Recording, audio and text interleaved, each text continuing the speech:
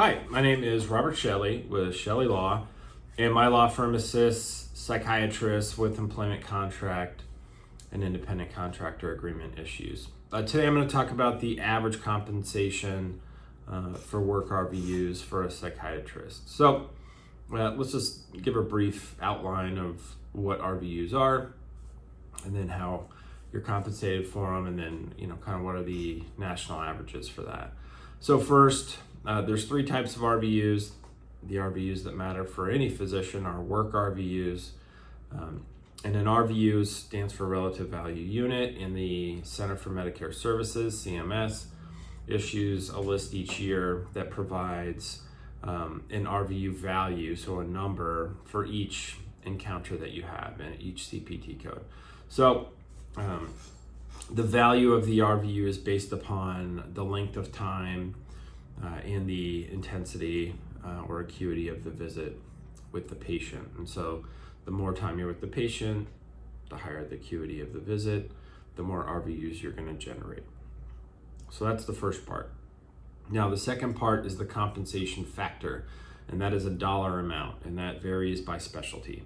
And so in order to get paid under an RVU model, I'll kind of go through the different versions of it. You essentially would just multiply RVUs generated times whatever the compensation factor is, and that's what your ultimate compensation would be. Now, if you're entering into a job, you never want to take a job where it's just immediate, only RVU productivity payments and nothing else, meaning almost, or at least most facilities will give a guaranteed base for at least year one, sometimes through year two, simply because it takes time to build up a practice. Usually 18 months is kind of a good rule of thumb for when a practice reaches maturity.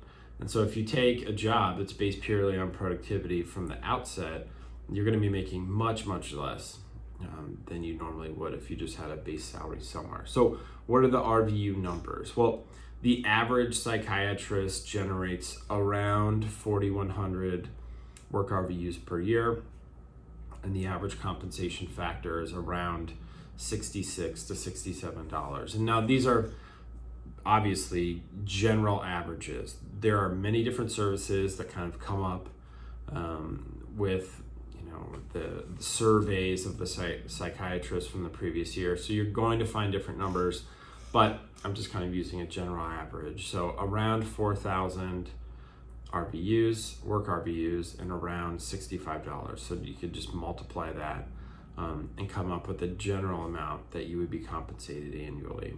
Now, some things to think about. Once again, many times your efficiency, as a psychiatrist is not purely in your hands. Now, in psychiatry, it's different than, let's just say, primary care, right? Like sometimes in primary care, they're expecting you to see 30 to 40 patients a day. Doesn't happen in psychiatry. You're spending a longer amount of time with your patients. Maybe in a day you would see 16 at the max if you're doing half-hour visits with each person. So that is why the wRVUs are generally lower for psychiatrists, but the compensation factor is higher. So as I said before, you need to think about how efficient the practice is, if you are not in control of it. So the front office staff and the scheduling and all those, are the patients actually there? They can assist you with marketing and getting referrals. That type of thing needs to be assessed before you jump into a position that's paid purely on wRVUs. Most of the time you would not be paid wRVUs if you're in private practice. Usually it's just either a guaranteed base or some kind of net collections model. Most of the RVU type stuff is in when you're working inpatient in hospitals, or maybe you're a member of a healthcare network, that type of thing. Pretty uncommon to be paid on wRVUs if you're in like a private physician-owned group. It just doesn't happen very often. Now, the types of different models really can vary greatly.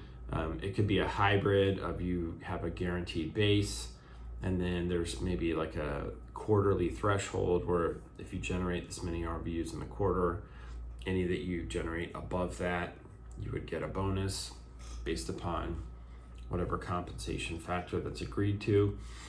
It can be paid out monthly, quarterly, annually.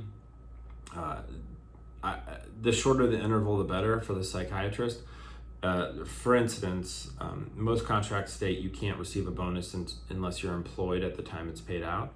And so if you only get an annual bonus, it's very likely you could have accumulated a bonus over the course of the year, depending upon what the calculation is. And then if you were to leave and move on to a new job, you essentially would be giving up your bonus. So the timing of when you leave matters, and when you give notice matters. So take that into account. Make sure that if you did earn a bonus and it's a substantial bonus, make sure that money is in your account before you give notice and leave for a new position. There are some shenanigans that can be pulled by an employer as far as if you give notice and then they'll just terminate you early so they can get out of having to pay your bonus. Just something to think about. So that's just kind of a general breakdown of wRVUs for psychiatrists.